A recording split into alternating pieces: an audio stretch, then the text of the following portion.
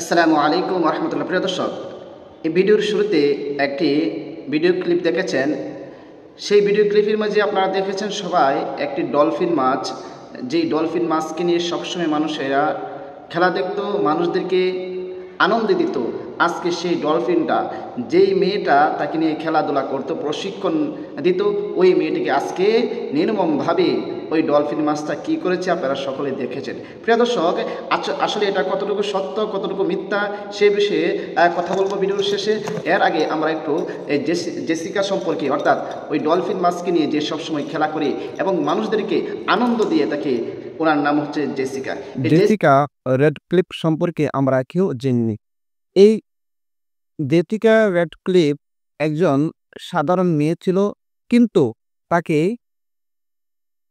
সাগরের কন্যা বলা হতো বা সমুদ্র কন্যা বলে আখ্যায়িত করা হতো, কারণ সে সব সময় যে সাগরে যেই মাছ আছে সেগুলো নিয়ে সে খেলা করত, প্রশিক্ষণ দিত।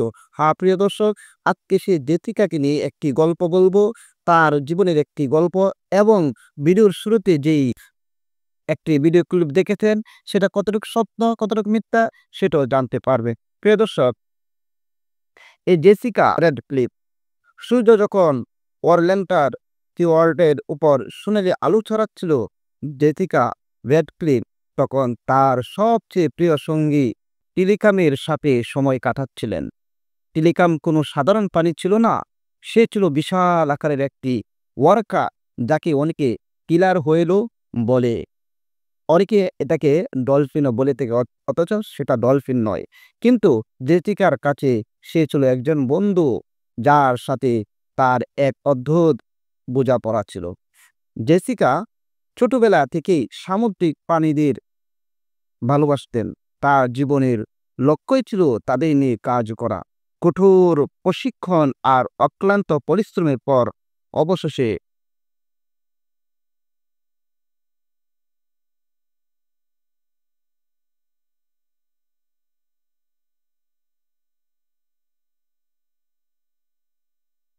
কঠোর প্রশিক্ষণ আর অক্লান্ত পরিশ্রমের পর অবশেষে তার স্বপ্ন পূরণ হলো।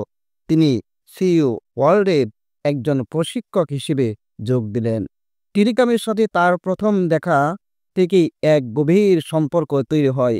টিলিকাম ছিল বিশাল আর শক্তিশালী, কিন্তু জেসিকার সামনে সে প্রায় শান্ত হয়ে উঠত। প্রতিদিন জেসিকা টিলিকামকে নিয়ে বিভিন্ন খেলা দেখাতেন। দর্শকরা অবাক হয়ে দেখত কিভাবে একজন মানুষ এত বড় একটি প্রাণীকে নিয়ন্ত্রণ করছে। জেসিকার জন্য এটা শুধু নিয়ন্ত্রণ ছিল না, ছিল ভালোবাসা ও বিশ্বাসের এক অসাধারণ বন্ধন।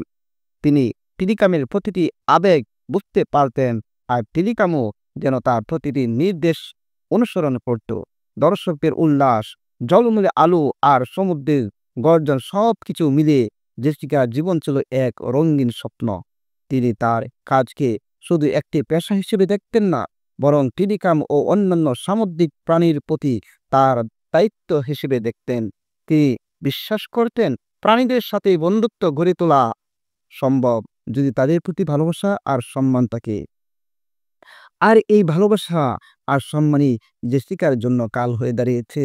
হ্যাঁ প্রিয় দর্শক, এরকম ভাবে যখন এই জেসিকা খেলা দেখাচ্ছিলেন, তার সাথে খেলতেছিলেন, টিলিকামের সাথে খেলাধুলা করতেছিলেন, হঠাৎ করে ওই টিলিকাম নিজের যে হিংস্র ভাব আছে সেটা প্রকাশ করলেন। তথা যখন জেসিকা সেটাকে দর্শকদের খেলা দেখানোর জন্য চেষ্টা করলেন, তখনই তাকে পানির মাঝে ডুব দিয়ে তাকে খেয়ে ফেললেন এবং তাকে শেষ করে দিলেন। হ্যাঁ প্রিয় দর্শক, সেটা কিন্তু বাস্তব কিনা অবাস্তব সেটা বলি নাই, আসুন আমরা জেনে নিই।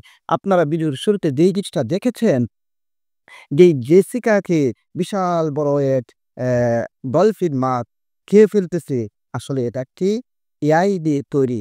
আমরা বিভিন্নভাবে যাচাই করে দেখতে পেরেছি।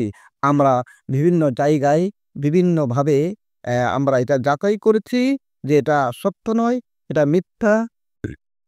এরকম কোনো ঘটনা বিশ্বের কোথাও ঘটেনি, এটা এআই দিয়ে তৈরি করা হয়েছে। সুতরাং আপনারা কেউ মনে করবেন না এটা সত্য, বরং এটা একটি মিথ্যে বানোয়াট এআই দিয়ে তৈরি। এই সত্যটাই আপনাদের সামনে প্রকাশ করার জন্য আজকের ভিডিওটা বানানো। সবাইকে অসংখ্য ধন্যবাদ ভিডিওটি দেখার জন্য।